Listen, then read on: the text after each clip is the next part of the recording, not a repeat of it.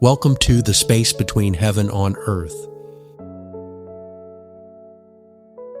This is a companion podcast to Awakening Heaven on Earth, created as a space for reflection, conversation, and lived experience. Here, we enter the pause between knowing and becoming, between insight and embodiment, between heaven and earth. These conversations are not about answers or conclusions. They are about presence, about listening, about reasoning together, about meeting one another honestly in the unfolding journey of awakening. I'm your host, Sherri Keys. Again, welcome and thank you for entering the space between with us.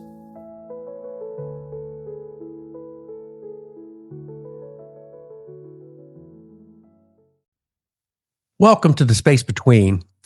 In our last episode, we explored what it means to reclaim the sacred self, to begin letting go of the layers that have covered over who we truly are. And as we begin to reconnect with the deeper place within us, something else starts to emerge. It's not loud, but quietly. It's a sense of knowing, a sense of clarity that doesn't always come from thinking. So this episode is called Listening with the Heart, Inner Unity and Intuition. Because once we begin to reconnect with ourselves, the question becomes, how do we listen from that inner place? Not just with the mind, but with something that's deeper than that.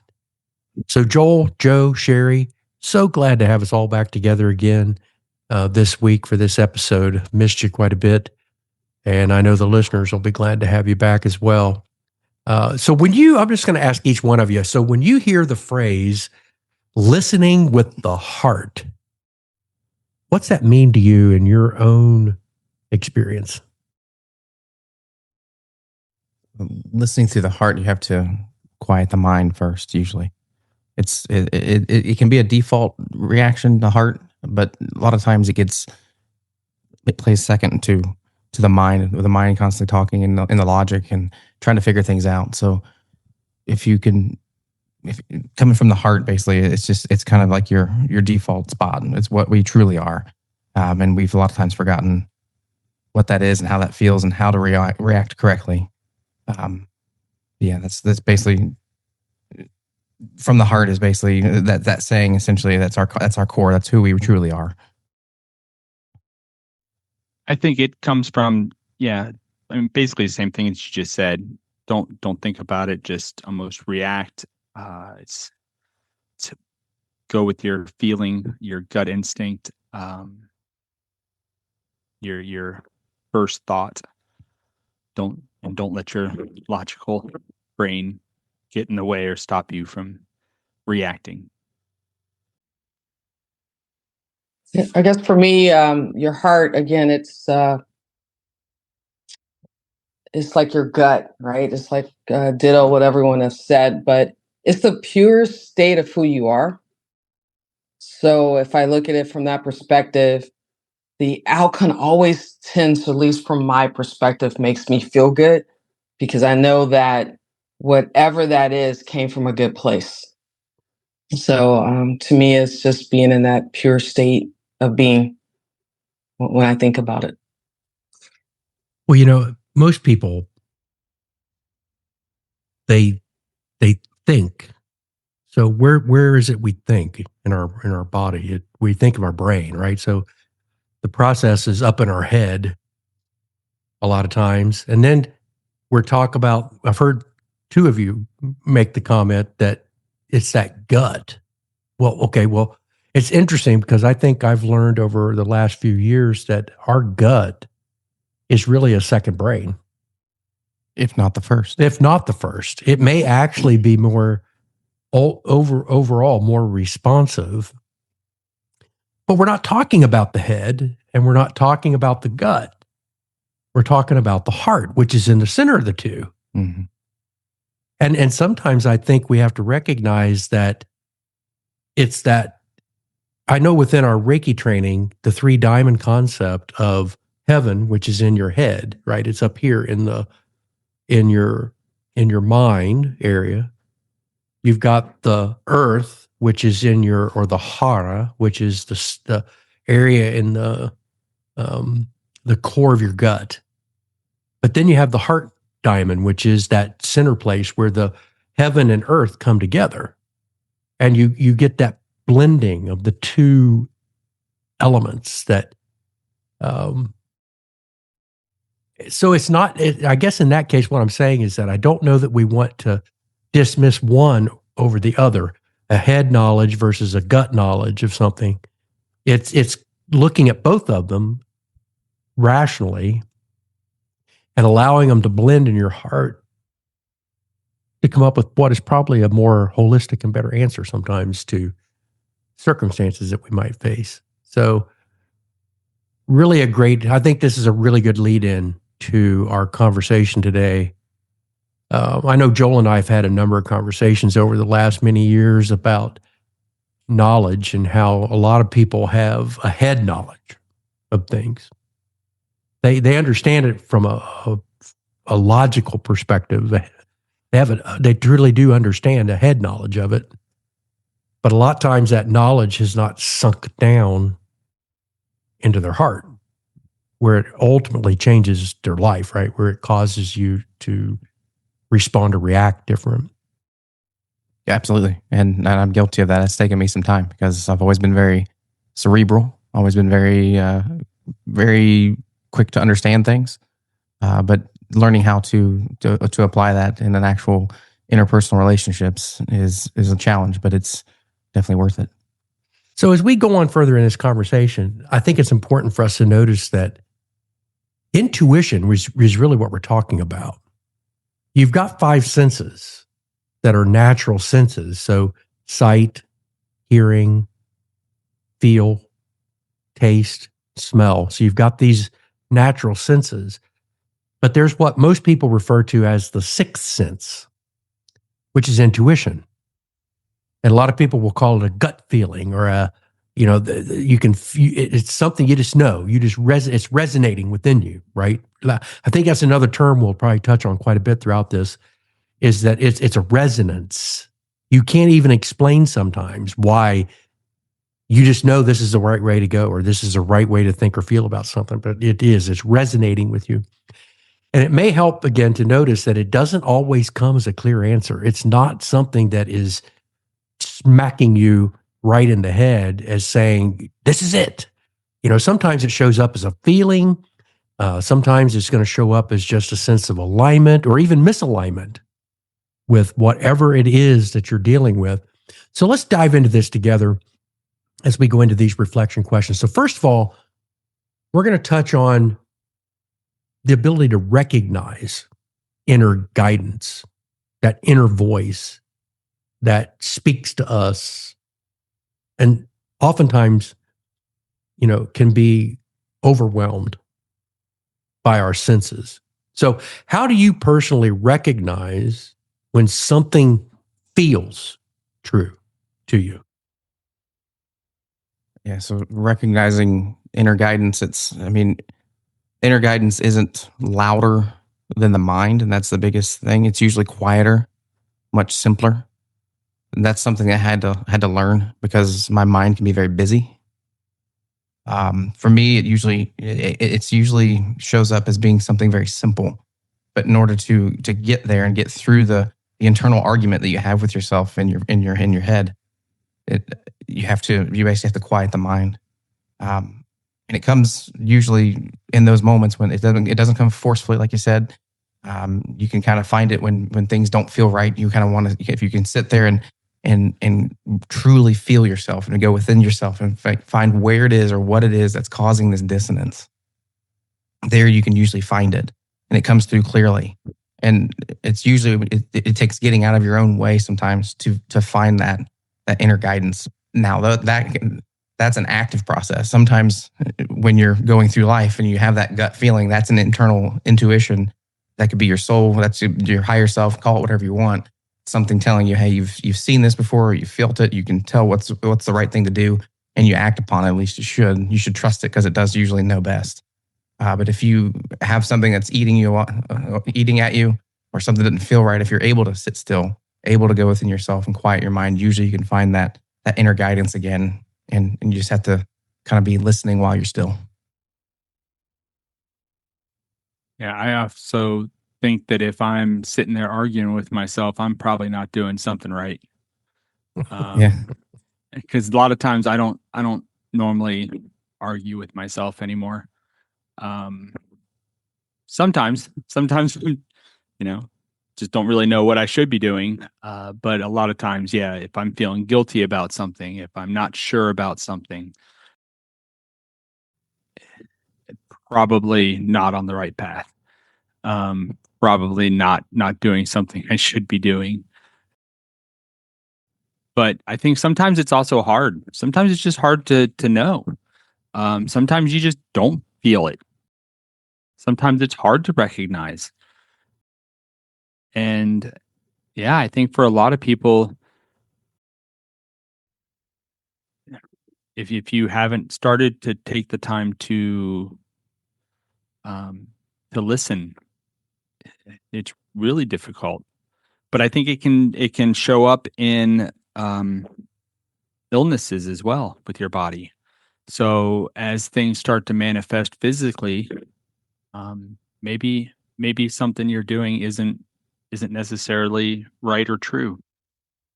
But There's a great deal of science that says when we hold things inside ourselves, that it will ultimately manifest itself in a physical way in the body. The other thing, Joe, as you were talking, it made me think is I know all of us have seen different images of a person that has a devil on one shoulder and an angel on the other, right? Talking to them. And sometimes they're arguing about, well, yeah, you ought to do this and you need to do that. If I were you, I would do this, kind of a debate that goes on. And that image is really trying to explain exactly what we're talking about, where you've got that inner self, which is the angel side, right? That's the core being, and then you have the ego. I would say both of them are. Well, you have the ego, right? Which is the other side that is telling you what the world thinks you should do and what it wants based on surviving. And so you get these, it's the duality, right? It's the concept of duality that a lot of the principles we touch on deal with. You've got this dual nature. And even the Apostle Paul, it's funny because I was listening to a podcast that was talking about how he teaches in the book of Romans in the 7th chapter about the warfare, the inner warfare that we have. And it's that internal speaking. It's that internal battle of the divine within us and the ego trying to survive. And it's constant. That's why I think, honestly, those two, that image, both sides, is still one thing. I think it's still just the mind talking to itself. Well, it is. It's two elements of the one, right? Right. You're implying one's right, one's wrong, one's good, one's bad. I think that's still strictly just the ego chatting with itself. I think what we're talking about, that inner stillness, that inner guidance, is sitting there not saying anything because it doesn't need to. It doesn't need to defend itself. In many cases, yeah. So, yeah. So I think if you can get those two to be quiet, then like it's the third person there. It says, "Hey, would you all shut up?" You're the observer behind the observing. Yeah. But I think too, sometimes you can have a couple choices, and you could have more than one right decision to make as well. I mean, or they could both be good choices. Maybe one's better than the other, but that's also the problem, right? It's like a choose your own adventure where you could have a couple adventures that could be good and, beneficial And it's hard to choose, right? It's not always an easy black and white path that we're on. A lot of us travel gray paths, and that's okay, right? You don't have to be on a pure white path all the time. And matter of fact, most of the time there's not a pure white path that you can travel. We just try to pick the best path we can. Well, the way we choose is it's just a way. It's not That's the right. way. That's right. Right? There's multiple choices we could make.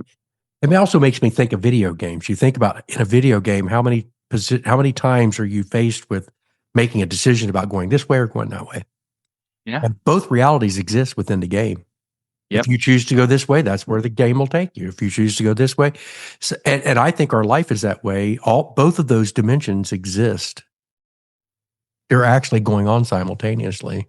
And we'll touch on this in the next couple of weeks because we are going to touch on time in one of our next episodes, which I am so excited. It's just fascinating.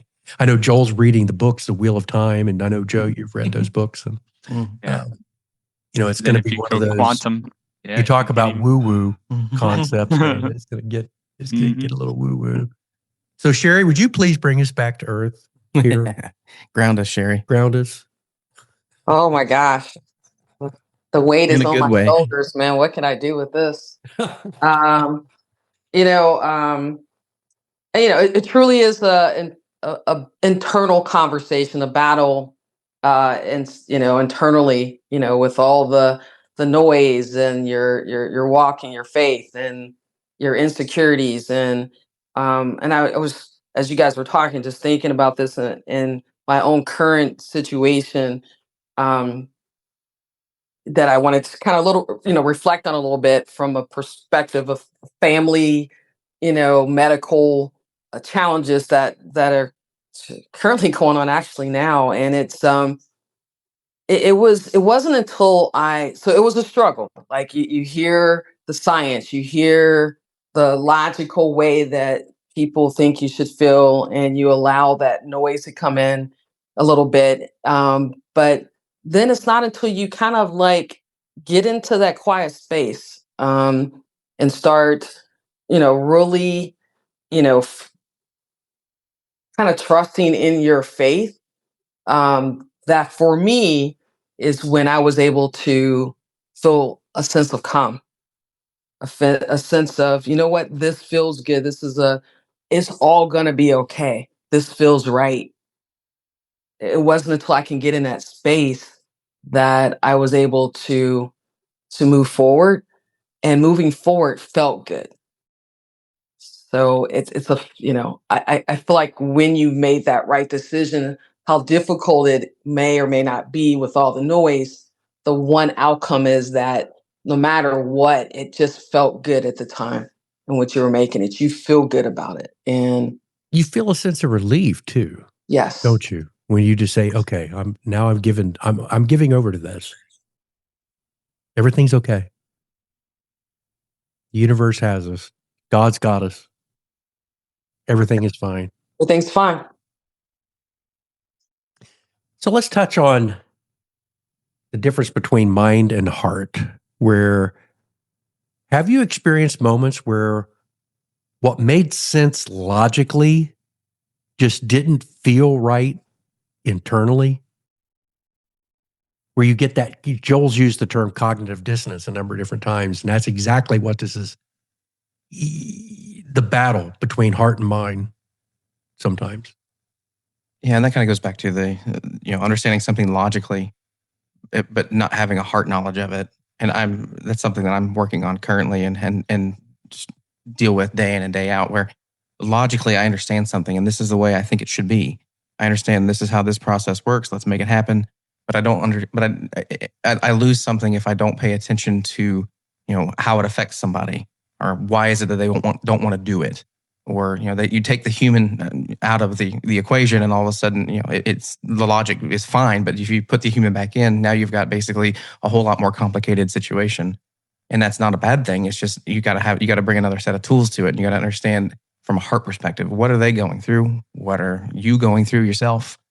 All of it is, in play here. It all intertwines and it's all important. So I've had to learn that in my new roles, in my job, and as a father as well as a husband. All of it is there. So I mean, I understand something logically, but I have to learn how to handle it from my true self, come from a place of love, from a place of understanding someone else other than just what my mind says this is the way it should be. So I mean, logic can explain a lot, but it doesn't always capture the whole picture. So learning how to get out of your head and into your heart is a good tool in lots of different areas of life. So I experienced this a lot, especially over the last couple years. A lot of my friends, family are, not to take this politically, but to take it politically a little bit, are Republicans and also engineers. And the Republicans get a bad rap a lot of times because of their rule following. Okay. I see a lot of times they follow rules, and they also get the rap of not seeming to care about feelings and seem to have a heart. And I think a lot of times they are seen to go with their mind and logical thinking a lot more. And because of that, they get that reputation of having no heart. And I think that's what you see here a lot, because they're just following the rules. They have that logical side only that kind of lean more towards that side. Now, I understand that side of thinking and how that appears, um, because I used to be a lot like that as well, right? The engineering side of me says that, especially when it comes to immigration, and this is a touchy subject for me. And just let me explain for a second, because I want to get this one I want to explain why I'm thinking the way I am with this one. I had a friend that wrote a very long post, and reading through it, I'm a very empathetic person, and I feel strongly for people and the plight that they have. Okay, when things are not fair and they go through stuff that is bad. And there was an instance in this post where somebody was coming across and they did something that was not following the rules specifically, but it was a very minor thing, right? And because of this, they were sent back and put in a very bad situation. And yeah, I feel for that person. But on the other side of it, they did not follow the rules, right? Which allowed that instance to happen. So the the one side of it is that if they would have followed the rules, would have been just fine and nothing bad could have happened in that instance. But because they didn't, they left the door open. Now, is it fair that this happened? Absolutely not. Should it have been overlooked and, let go? In my heart opinion, absolutely. Right? And I think this is just one of those instances that, come up here. But it's one of those situations where it can be seen on either side. So I don't know if this answers your question or not, but this is one of those things that really hits me hard because I see it all the time. Where people do, it can be seen from both sides logically and on the heart side. And this is what's causing so much distance and issues with the world right now. People taking one side so strongly and the other side the other way. And if we could just learn to The come to polarity balance is, here. is very strong. Right. So again, I didn't mean to really drive off the whole road here, but this is one that really hits me hard, because it seems like there are two um, poles here where people do only think logically, and the other side that is thinking solely with their heart. And I really wish that we could find that happy medium and have translators, Well, that on is both the sides. concept of polarity within the Hermetic principles. It doesn't deny the fact that the two extremes exist. You acknowledge that both exist. In fact, they're the same thing at two different ends of a spectrum. So, but what Hermeticism really teaches is moderation. Everything in moderation, right? It's finding that middle point, which is so incredibly difficult for most people because everything on the extremes tends to be a lot more interesting and exciting, and there's a lot more emotion wrapped in it, and or logic. Either way, you can go to an extreme this way, you can go to an extreme that way. And I know that's one thing I work really hard to try to protect against is being extreme in anything. And that wasn't who I was as a young person. I was raised to be extreme in some cases, right? And had to learn my way out of that. Yeah. And I'm happy that I have, I think, at this point and in my experience. So I think your point is valid, Joe. You got basically people who think that, logically they're what they think and what they say makes logical sense. But the problem is they're not paying attention to how it affects other people. They're Absolutely. taking that part out where they're like, this is the way it should be. There's no right, wrong, or indifferent. This is the way it should be. They're not understanding how that affects others. So they're taking that heart. They're not listening to the heart part. So yep. I got what you're saying. Yeah. If this was easy, we wouldn't be here talking about it. That's right? true. So, That is true. so Sherri, you fix us here, will you? Yeah, let me balance you guys back. So, I'm just gonna speak to an experience. So years ago, my mom was living. She had a really bad situation where no one knew what was wrong, and she basically everything was shutting down. So she ended up being in the hospital in the ER ICU area in an induced coma. And everyone that has spent any time in the medical in ICU or in the hospital and in the medical arena know that the ICU, rightfully so, is kind of where it's a learning ground. I mean, you learn it. You're coming out of med school. You are there as a resident, getting trained because you get an opportunity to see everything. So I remember, I'll never forget being there with her through the whole process because obviously she could not speak. She was anything for herself. And it would at least be 5, 6, 7 residents all coming in their white coats and they're, coming fresh out of college or med school and very knowledgeable from the book perspective. And every day I'm sitting there having this conversation with them and speaking on behalf of my mother and them really speaking on behalf of what they see in their books. And I remember a conversation with one of the head residents, and I'll never forget. I mean, every day he would look at numbers the night before to see if they were inducing medicines, and that would be their trigger to say, "Hey, we need to pull the plug." And I remember just looking at him and saying that, I understand and respect what you see and your knowledge from medical school, 100%. But I need for you to also give me grace and understand what I feel in that fight and that faith that my mother is showing here. And also applying a little logic and knowledge from my training, understanding and trending her as we go along the way, understanding that during the day her trend and her numbers would go down, and at night her numbers would go up. Just like a child or anyone sick, you get a little sicker or your fever, or in this case, the level of experience was different at night versus the experience of the nurse practitioners and the nurses during the day.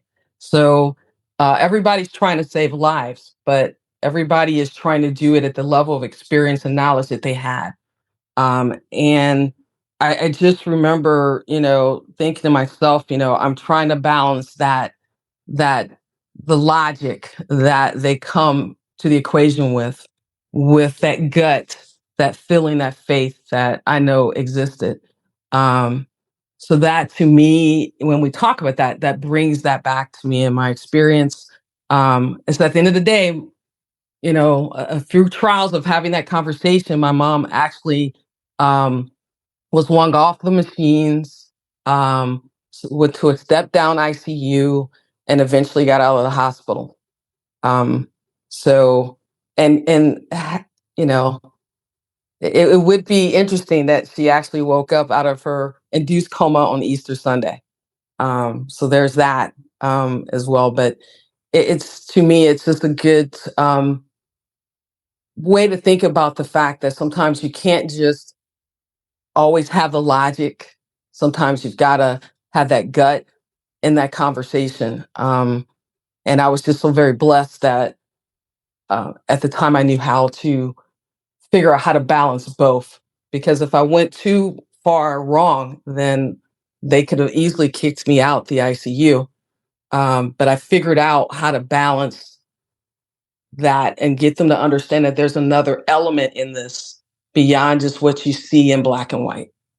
And And knowing you and knowing that you have a very logical mind, that you're very data driven, you're very process focused, you've got a natural inclination towards that, but you're also a woman. And naturally, women tend to be more intuitive. They tend to make decisions based on their heart and based on intuition and feeling more. It's the one portion of the personality type under Jungian psychology that is gender biased. Thinking and feeling. So mind, thinking, heart, feeling. And what I love in your story there is that you had the ability to balance them, which is exactly what we've talked about under the Hermetic principle of polarity. All of us have within us both the masculine and the feminine gender. Men that are physically male have a tendency to be trained, to be very honest, we're trained to think logically. We tend to think with our mind and not as much with our heart. Where women are trained and they tend to think with their heart, more with feeling. That's where the gender bias comes in. Yet it's in all of us. We have both of those elements within each one of us. And it's that figuring out that balance of gender within each of us that helps, I think, drive our decision making in a balanced way so that we don't go too far with the logic, too far with the feeling at the expense at the expense of the other. And that takes a lot of time and energy to learn. Oh, yes. Right? Yeah, absolutely. Because let me tell my story here. And it's very much has to do with this decision of retiring and leaving corporate life and corporate world and comfort. Logically, everybody would look at me and probably say, "What are you doing? Why would you do that?" Well, because I feel something in me pulling me in a different direction. This is what I touched on in the last episode. Becoming more aligned with the sacred self, finding my sacred self. This work is what feels right. I can honestly tell you that going into the office right now, as I get closer to retirement, is more and more and more and more difficult. It's more and more difficult every time because I feel that dissonance between the two elements. So this is a sense where, logically, I probably should stay. But my heart's saying, no, it's time to go. It's time to go and go this direction. And I think it's been a good decision. Not an easy decision, but it's a good decision. And I think it's one that Um, I don't think I could have made this decision 5, 10 years ago in any fashion or form. I couldn't have made this decision at that point. I wasn't experienced enough to make it. So, it's interesting how each one of us has a story, but it's from a different perspective. Yet it comes to the same conclusion. So, which one of us is right? So we're all right. We're all right. We're on different paths. We're all right. We're on different paths, but we get to the same conclusions. I love it. So when you feel alignment, can you feel it? What does alignment feel like in your body when you experience it? When you say feel alignment, are you talking about the alignment between the mind and the body, or are you just talking about the just overall general alignment of being? That's a good question. As I think about this, I'm thinking, I feel that life has a flow to it. Sure. Right. And a lot of people will call this aligning with your purpose. They'll talk about, what is your life's purpose? Or they'll talk about, what is it that we feel that we came here to do. Right. Well, I asked that because I have different answers based off what you're looking for. So, I would give us both. Yeah. So the first thing I think of, it's just a physical example. So when I made a switch from one company to another, in pharmacy, the place that I went to changed. I didn't have the same workstation setups. So when I was at a bigger box store, they had the money, they had the investment in the infrastructure and all that kind of stuff to ergonomically set up a workstation so that my physical body was upright much more than I was where I was at when I switched jobs. I went kind of back in time technology wise and things like that. It was the best move I made in my life. No regrets there. It's just physically I positioned my body differently. So I went from being straight up head up and where it's supposed to be looking at a computer screen to looking down at a piece of paper and signing off on some things all day. So all of a sudden my spine went completely out of alignment and I physically felt it. My neck was yelling at me. My lower back was yelling at me. I, for the first time, had to go to a chiropractor and they looked at it like, basically what I'm saying, yelling. That's exactly the word to use. They basically did a nerve test on my spine. I said, your neck is yelling at you right now because you're out of alignment. And it took time to get my actual spine back in alignment so that I would not be in so much pain. So physically, that's an example of alignment, and that works. Anything. You can think of, like you said, flow. You think of like a garden hose, and you kink it. You stop that flow. It takes away the alignment. Same thing with the river. Throw a bunch of rocks in there. You mess up the alignment of the flow of the river. Same thing with your spinal column. It's just nerve. It's just electricity. It's electric cords going through your body, communicating everywhere, and it was completely out of alignment. But kind of tying to that, as far as alignment with what I'm here to do or what I'm here to work on, if tying it to my job, I've always enjoyed. I'm very logically minded, pharmacist, attention to detail, attention to a lot of information quickly. Where I struggled, not that I didn't enjoy and love my patients. I had a lot of people that I've touched over my career that I missed when I left my job. Made a lot of good connections. Love taking care of them. Love learning about them. Love learning about their families. Things like that. I did enjoy that. That was a big part where I could take my head knowledge and apply it through the heart, and still do. Still have many people that I take care of or reach out and ask questions. But I knew that I felt like I actually would be better served to be kind of behind the scenes as opposed to being front line all the time in a pharmacy taking care of those patients. I felt more useful helping my entire team, my entire network of pharmacies, and helping them succeed and showcase their talents as well. So that's what I've kind of done in this new role with this new position, is be more behind the scenes, help people do their jobs day in and day out better, quicker, and be there for that. And that's really helped me. I've enjoyed it so much more. I've always enjoyed my pharmacy career, but I'm now in a position that I absolutely truly love, and I feel like I'm in the right place. It feels right. It feels like what I'm meant to be doing. Yeah, I agree. So when I am in alignment, I feel a lot less anxious. I feel I have a lot less acid in my stomach, so a lot less indigestion. Um, so again, it's when the uh, spiritual and mental anguish goes out, the physical uh, angst goes away.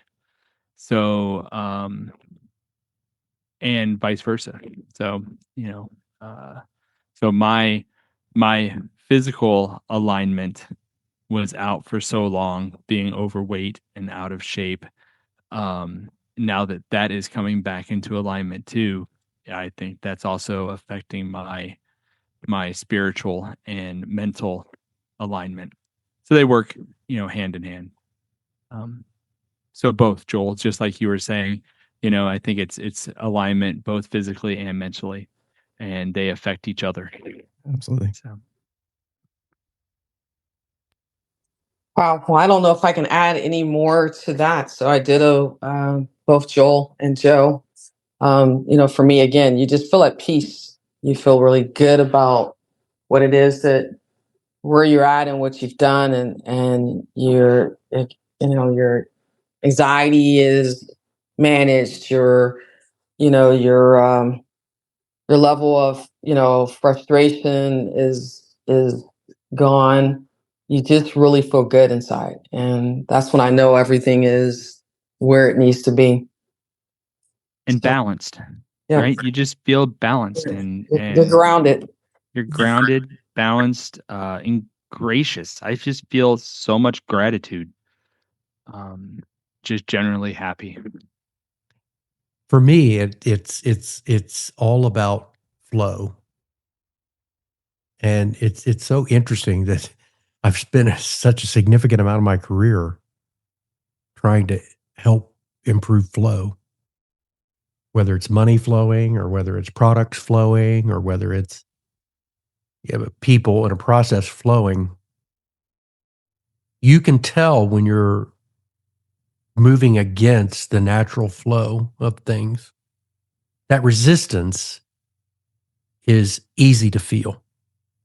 I like to use the example. I love cycling, but I absolutely hate cycling if it's windy and I'm having to ride into the wind because of the resistance. I'm going against the flow. If I'm riding with the wind, it is so effortless. It's so easy. I can be going 25 miles an hour and not even be struggling to be at that speed. Turn around and start riding the other direction and to struggle to get to 5-10 miles an hour. And it's the same bike. It's the same path. And it's like, why? Why is this so much harder? Because I'm going against the flow and I can feel it, physically feel it.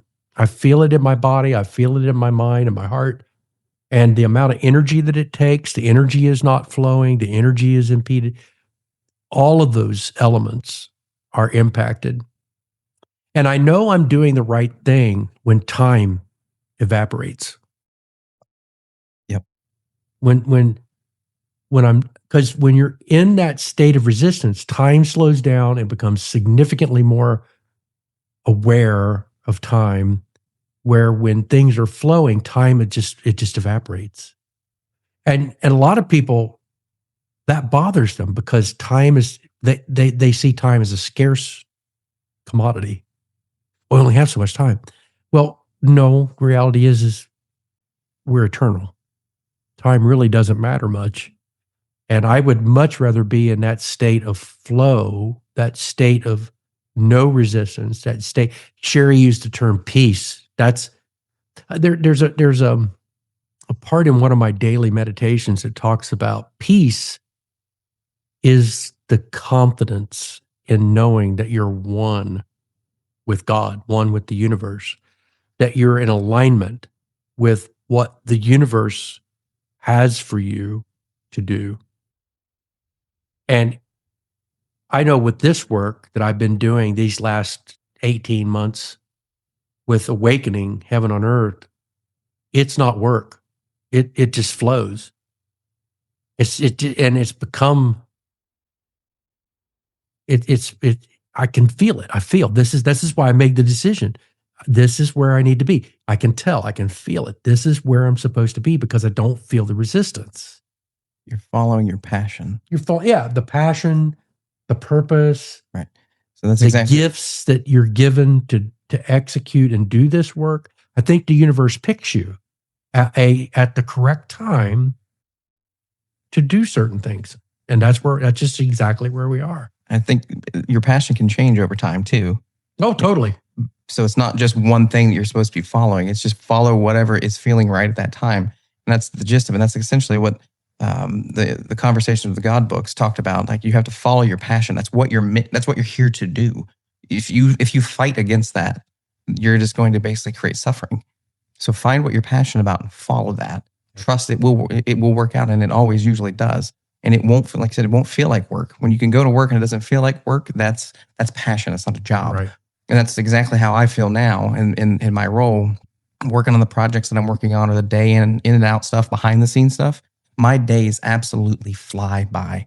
And then I go and I help out in the pharmacy. Love doing that. Love being back in there and being with people, helping out the people that work for me. I'm busy. I'm constantly checking scripts and doing this, that, and the other. But the day goes so slow. It's the weirdest thing. I can be busy as all heck, and it drags.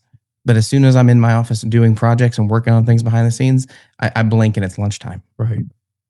So think about that. Think about when you experience that, because that usually is the indication that is probably what you should be focused on. Right. So let's talk about learning to trust that feeling. Right. And go with it. Again, a lot of times logic says, oh, no, that probably isn't the best path for me to take. But in reality, the universe says it is. So how has your relationship with trusting your intuition, that feeling internally, changed over time? I'll just keep using the same example with my pharmacy career in the last couple of years. So I as a managing the pharmacy that I was at, I was still working on kind of side jobs and side projects for administration, and seeing that this is something I wanted to do, and it eventually turned into the job that I have.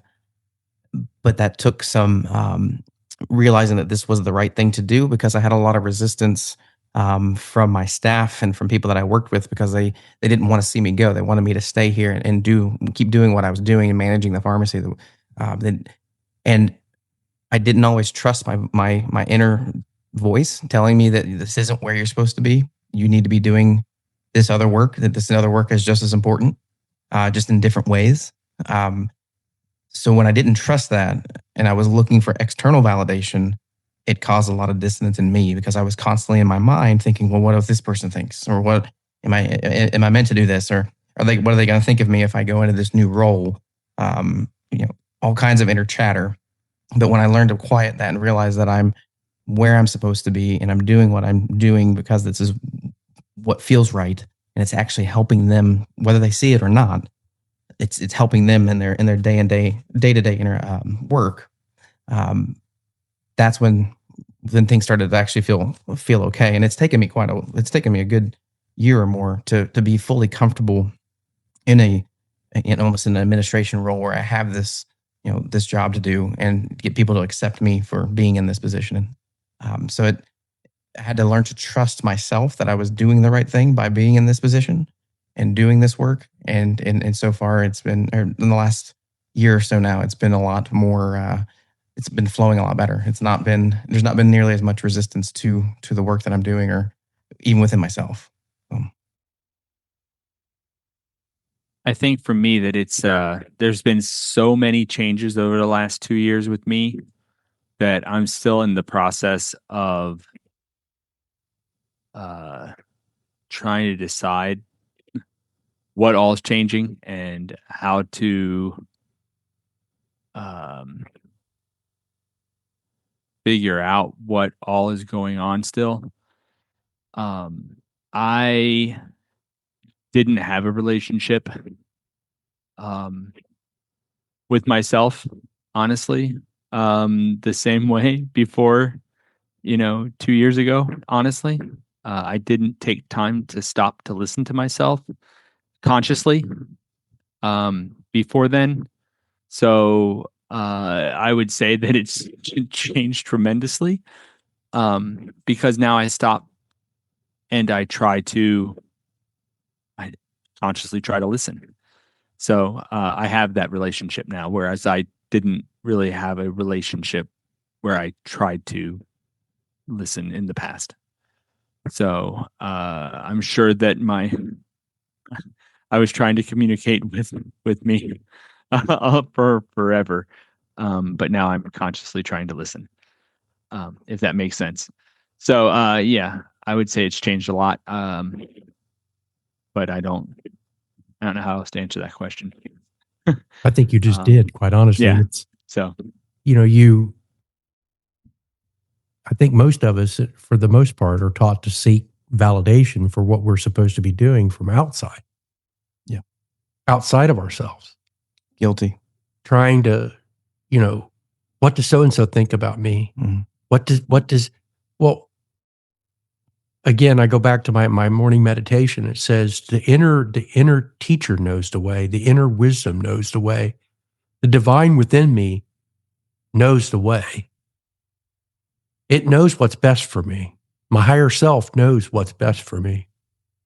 And I need to be trusting in that because other people are going to pull you the way they want you to go.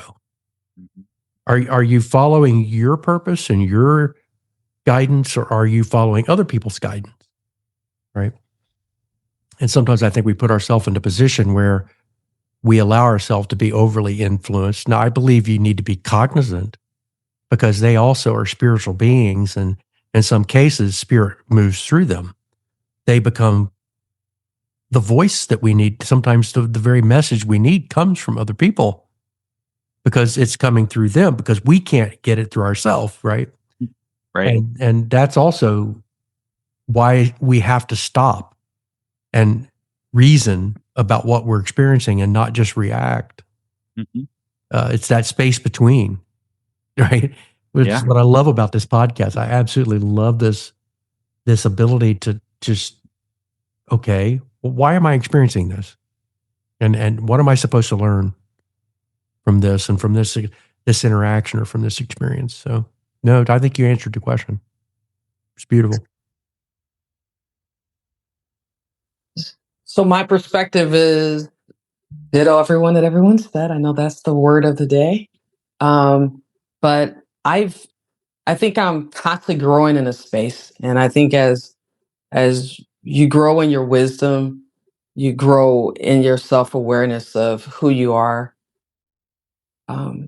You try to get out of your own way because sometimes when we get in our own way, we pick up things that God never asked us to pick up. And we wonder why we never get to that next step, right?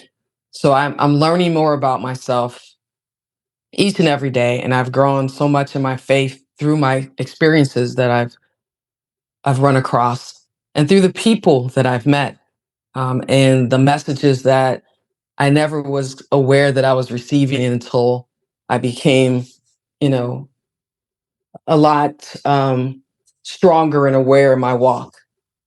And so I'm still developing, I'm still growing. I think that is going to be a forever thing. But the journey and where I'm at currently in that journey is so much better than where I began. So that's where I'm at. As I think about this, I go back to the communication model. As simple as it is, you have a sender and a receiver and a means or method that message is transmitted. If the divine within me is communicating with me, what part of me is it communicating with? And what method is it using? And how susceptible is that message to being confused by noise. Because the Christian scriptures talk about God speaking to us in a still small voice. And it's the noise of the world, it's the noise of things around us that drowned out the ability to hear that voice. And I think that's a fairly good description, that in so many cases, there's so much noise going on around us that keeps us from being able to slow down, quiet ourselves, and allow that still small voice to speak. And I love the meditation that says it can come as a feeling. It can come as a peace. Sometimes it comes to me audibly. It does come to me in a clairaudient way. I get a lot of my guidance in sleep at night. I find that period between 3 a.m. and 5 a.m. truly is a very sacred time, because when I wake up at that time, I'm very receptive to the inner, because my body has quieted. And that's the majority of the work here that we're doing is built on downloads I received at that time of the night, because I was receptive to it, and it just came. It came in massive amounts. And there'll be times where it's like, Jeff, I hear this little voice, Jeff. And the voice, what the voice sounds like? It sounds like my voice. I also went for Samuel L. Jackson or something fun. Yeah, it's not like that Star Wars. Yeah, me too, Joel. Yeah, right. Morgan Freeman. Morgan Freeman. You think there you go. Yeah, that you one's good think too. of the voices you think of God. Morgan Freeman's a lot more. That would make more sense. Samuel L. Jackson, he's a little bit more rough, but it would still be just as funny. And who was the guy on Star Jeff Wars? Is. Yeah. Who was the guy that did Darth Vader on Star Wars? Earl Jones. James Earl Jones. James Earl Jones. Sorry. Yeah. You think of those voices, and that's not how God speaks to us. He speaks to us with our own voice. And it's fun because there's a really great guy. I read his 3 books. He's now got a great podcast out there. And he talks about, how do I discern the voice of God? And his whole podcast is based on that. And it's through meditation. It's through quieting. It's through allowing yourself to be in communication with God. 2-way communication, not one way. Prayer is one way. So that's talking to God. Meditation is listening to God. And in order to listen, you have to be quiet. And I think we all know, in general, we struggle with listening. We have no problem with talking. We struggle with listening. And I think that's a lot of times because we've got all this noise, we've got all these things that block that inner voice, and we don't slow down because we're being told we got to keep moving, right? We're human doings, not human beings. And here we are. We're in this state where we can't slow down and listen. And people don't want you to. They don't want you to know that your inner guidance is available to you all the time, and that you don't need someone outside yourself, an intermediary, a pastor, someone that has some direct connection with God. You don't. Well, the fact is, you do. And it's liberating if you can open yourself to it and listen. So let's touch on one more thing here. And can you share a time when you specifically remember following that inner knowing and what happened when you did? I think when I decided to take my Reiki training, this was something that I wanted to do, and it came to me. It's something that I've kind of wanted to do for a while, but I wanted to do it as a group. And I was able to, I asked the whole team to do it as a group. And it worked out, fantastically. So I think that it was something that brought us all together. It's something that we can still talk about. Um, and Yeah, I think, and it's still something that I can talk to. I feel each and every one of you is still now as I continue to grow on it, and it's just going to help me and hopefully you guys as we continue to grow as a team and throughout our lives. So, but yeah, I got that feeling as you know And it's going to as take on a life of its own. it is. It is. It's opened so many doors for me, not only with you guys, but internally with our instructor, and I use it every single day of my life, and it's changed me in ways that it's hard to explain. So, yeah.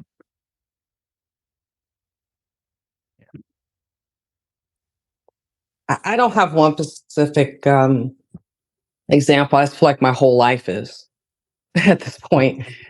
So just to be honest, um, yeah, I mean, I think that just the life journey and the changes that I've endured along the way has just made me such a better person. It has made me realize more about who I am, internally. Um, it allowed me to feel okay with allowing other people in. And I don't know. I mean, I'm probably not answering the question directly, Jeff. I apologize, but No, but to just me, it's designed to stir your thinking. If you don't have a direct answer, that's okay. But it's designed for you to go inside and look.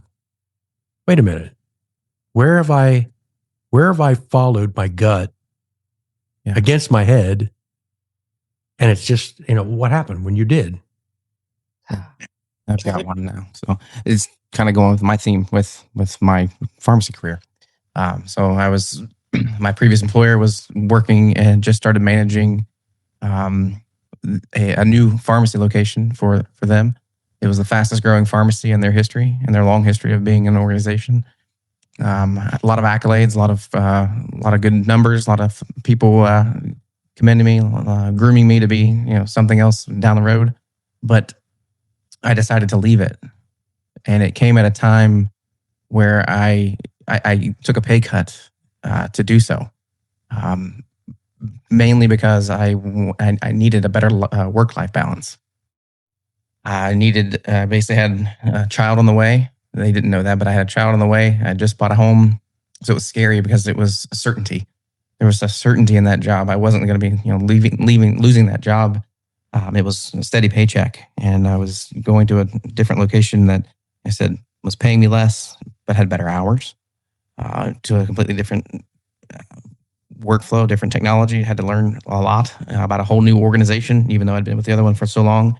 Knew a lot about it. I had to relearn people, had to relearn the history of there, had to learn a lot of different things. It was scary, but I made that jump, and it was the best decision I've ever made. Everything on paper told me no, and everything inside said yes, do it now. And like I said, I have no regrets. I'm in a much better place and have grown into a completely new position, doing everything that I love to do. And I just remember for years after, that pharmacy is a small world. We talk to each other a lot. We know each other, whether we went to school together or we talk on the phone to transfer prescriptions back and forth, whatever. Every time I talked to my old colleagues at my previous employer, they said, you made the right decision getting out when you did.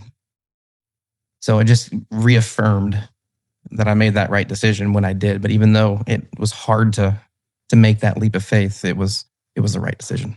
Right. So your story you just told is my story right now. And it's been my story throughout my whole life.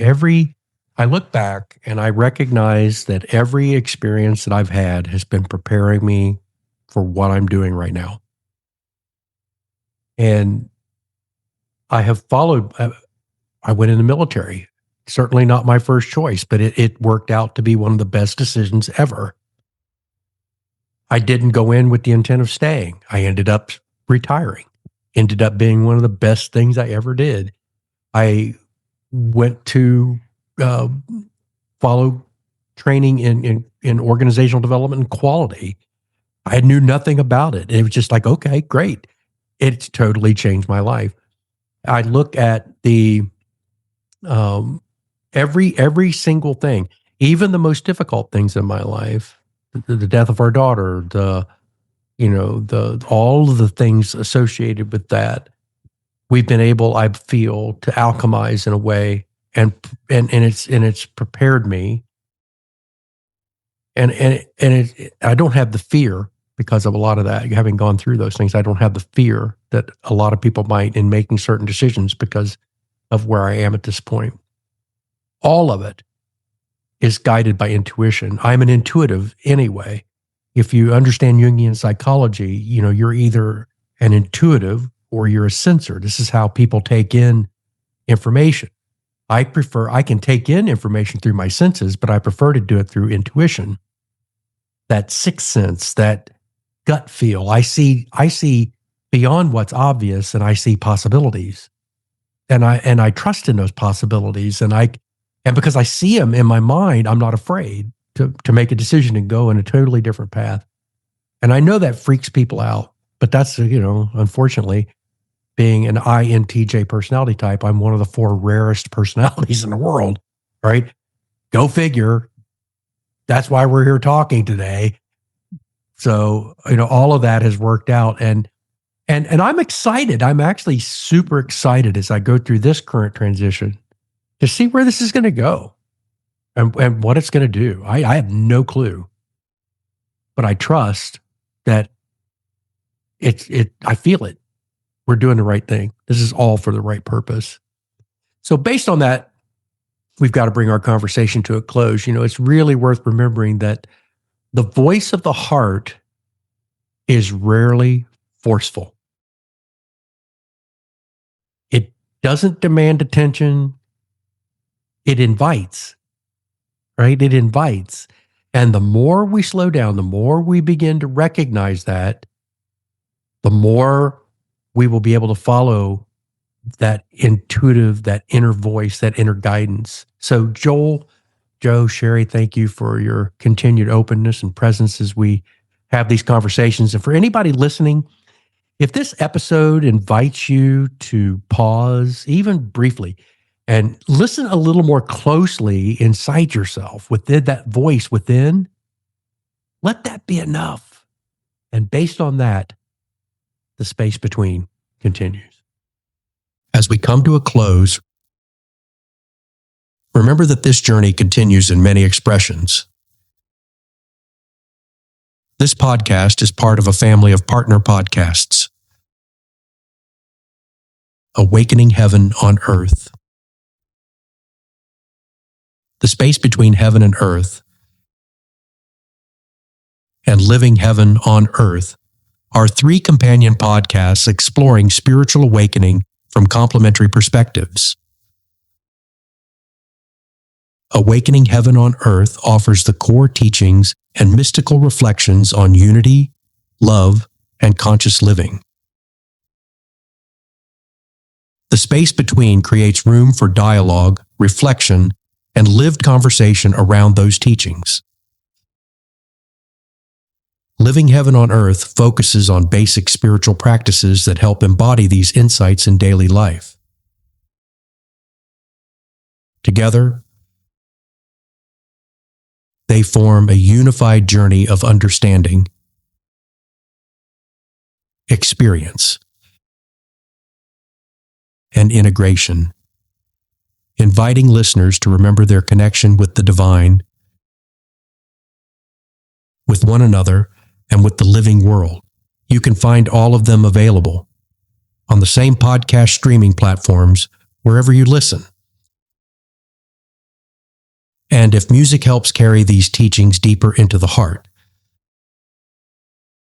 the unity, Awakening Heaven on Earth album is available on all major music streaming services as a musical companion to this journey. Wherever you engage, through listening, reflection, conversation, or music, may it gently remind you you are not separate. You belong to the one life, and heaven is already unfolding within you. Until next time, walk gently, love deeply, and embody heaven on earth.